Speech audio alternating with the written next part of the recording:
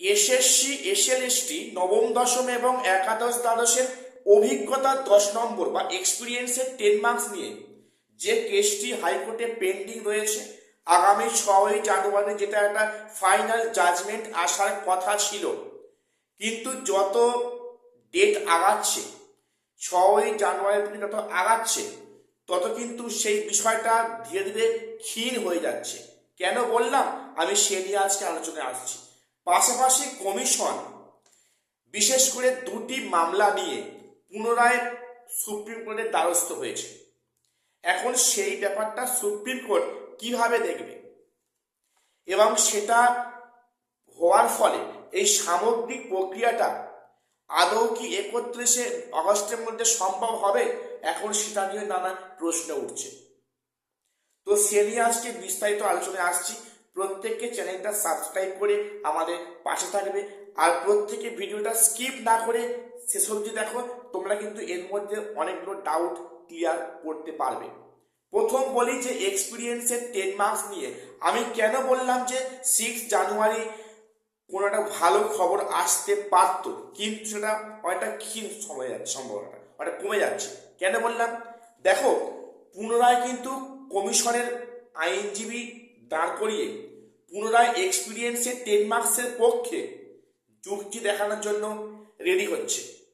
সেখানে নাকি কমিশনের যে যুক্তি সেটা হচ্ছে কি, এক্সপিরিয়েন্সের 10 মার্কসটা 2016 ক্যান্ডিডেট যারা প্র্যাকটিক্যাল ফিল্ডে অভিজ্ঞতা আছে সেই মার্কস তাদের পাওয়ার যোগ্য, কারণ তাদের মধ্যে অনেকে এজ লিমিট ক্রস করে গিয়েছে, অর্থাৎ মানে ফ্রেশারদের সঙ্গে তারা অতটা কম্পিটিশনে পারবে না, তাই তাদের একটা এক্সট্রা মার্কস দেওয়া হচ্ছে এবং সেটা নাকি অবশ্যই লিগ্যালি।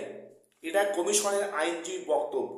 এখন এই বিষয়টা নিয়ে 6 জানুয়ারি কি হবে, সেখানে আদৌ সেদিন কোনো ফয়সলা হবে কি না, তাহলে এই বিষয়টা সেখানে আরো লেন্দি হবে, বা যদিও সেখানে এক্সপিরিয়েন্সের 10 মার্কস নিয়ে কোনো ভালো খবর আসে, তাহলে সেক্ষেত্রে কমিশন কি পুনরায় সুপ্রিম কোর্টের দ্বারস্থ হবে এবং সেখানে কি কোর্ট পুনরায় এই সমস্ত আবদার শুনবে, সেটা এখন দেখার বিষয়।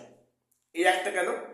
আর একটা বিষয় যে কমিশন পুনরায় সুপ্রিম কোর্টে দ্বারস্থ হয়েছে, আমি তোমাদের এ নিয়ে অলরেডি গতকাল ভিডিও দিয়েছি। তো সেখানে বেসিক্যালি দুটো মামলার রায়, একটা হচ্ছে কি 2016 যারা যারা ওয়েটিং ছিল, যারা চাকরি পায়নি, কিছু চাকরি মানে টাকা দিয়ে চাকরি পাওয়ার ফলে অনেকে চাকরি পায়নি, বঞ্চিত হয়েছে, তাদের অনেকে এজ লিমিট ক্রস করে গেছে, তাদের কমিশন অ্যালাউ করেনি।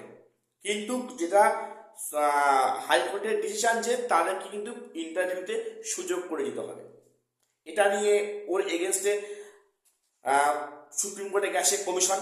পাশাপাশি যেটা মারাত্মক জিনিস, যে যে নবম দশমের ইন্টারভিউ ক্ষেত্রে ভিডিওগ্রাফি করতে হবে, যেটা কিন্তু হাইকোর্ট বলেছে। এখন সেখানেই কমিশনের আপত্তি, ভিডিওগ্রাফি কেন করা হবে, ভিডিওগ্রাফি কেন করা হবে। এবং অনেকে সোশ্যাল মিডিয়ায় প্রশ্ন করছে যে কোন পরীক্ষায়, ভারতবর্ষে কোন পরীক্ষায় ভিডিওগ্রাফি করা হয়েছে। আচ্ছা, বিষয়টা খুব ভালো বিষয়, ভারতবর্ষে কোন পরীক্ষায় ইন্টারভিউতে ভিডিওগ্রাফি করা হয়েছে, খুব ভালো প্রশ্ন। এখন একটা প্রশ্ন এর পার্সপেক্টিভে আসছে যে ভারতের কোন পরীক্ষায় গোটা কটা পরীক্ষায় গোটা প্যানেল বাতিল হয়ে 9 বছর চাকরি করার পর সেখানে প্যানেল বাতিল হয়ে সেখানে পুনরায় রি এক্সাম নেওয়া হচ্ছে, রিপ্যানেল করা হচ্ছে। এরকম এক্সাম্পল কটা আছে ভারতের বুকে? কাজেই সেখানে কমিশনে কিন্তু ঘোর আপত্তি যে ভিডিওগ্রাফি কেন করা হবে। তো আমি ধরলাম যে কমিশনের ওপর আমাদের প্রত্যেকের আস্থা আছে বা থাকলো, যে সেখানে কমিশন সেখানে স্বচ্ছতার সঙ্গে সেখানে ইন্টারভিউ বা সেখানে ডেমনস্ট্রেশন নিচ্ছেন, তাহলে ভিডিওগ্রাফি করাতে এত আপত্তি থাকবে কেন? এটা নিয়ে যে অহেতুক সুপ্রিম কোর্টে গেল, সেখান থেকে কি শুনানি হয়, সেখান থেকে পুনরায় হাইকোর্টে ফিরে আসে কিনা, সেটা আবার ডিভিশন বেঞ্চে যায় কিনা, এই করে কিন্তু সামগ্রিক প্রক্রিয়াটা লেন্দি হয়ে যাচ্ছে। ঠিক আছে, লেন্দি হয়ে যাচ্ছে। তো এবারে বলে রাখি যে ইন্টারভিউতে এখানে ডেমনস্ট্রেশন প্লাস ইন্টারভিউতে মিলে 20 মার্কস রয়েছে। দেখো 20 মার্কসের একটা হিউজ মার্কস।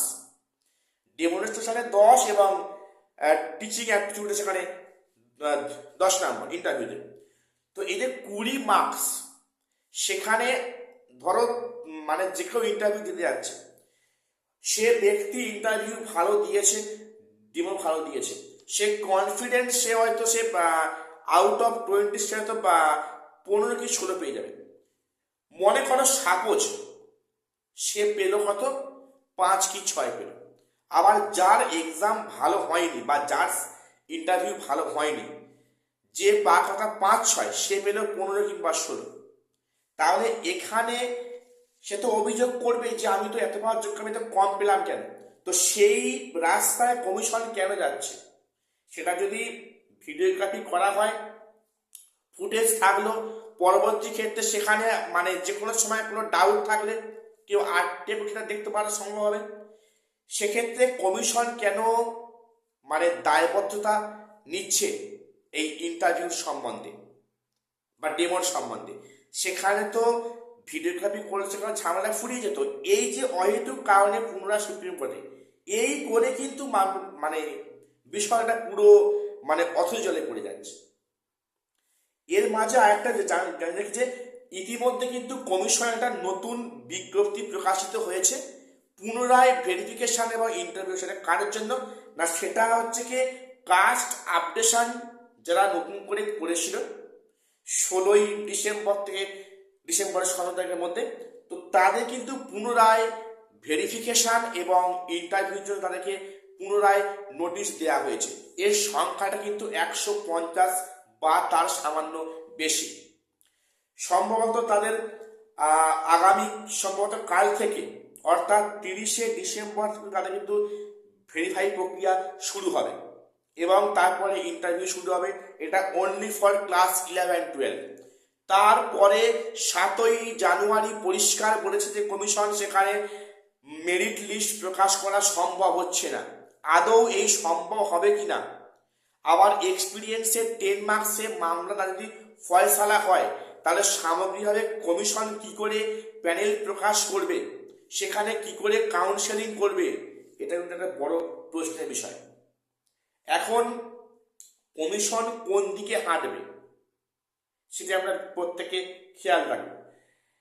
তো ব্যাপারটা দাঁড়াচ্ছে কিন্তু যত দিন যাচ্ছে বিষয়টা আরো জটিল হয়ে যাচ্ছে।